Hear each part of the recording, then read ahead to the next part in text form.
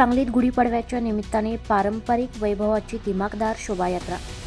सांगली शहरात गुढीपाडव्याच्या पावन पर्वानिमित्त मोठ्या उत्साहात आणि पारंपरिक थाटात भव्य शोभायात्रा संपन्न झाली। हिंदू नववर्षाचे स्वागत करण्यासाठी आयोजित करण्यात आलेल्या या शोभायात्रेला नागरिकांचा उत्स्फूर्त प्रतिसाद लाभला। चैत्र शुद्ध प्रतिपदा गुरुवार दिनांक 19 मार्च 2026 रोजी सकाळी 8 वाजण्याच्या सुमारास गणपती मंदिर सांगली येथून शोभायात्रेला सुरुवात झाली। हिंदू ऐक्याचे शक्तिशाली व सांस्कृतिक एकीकरण हा संदेश देत ही शोभायात्रा काढण्यात आली होती।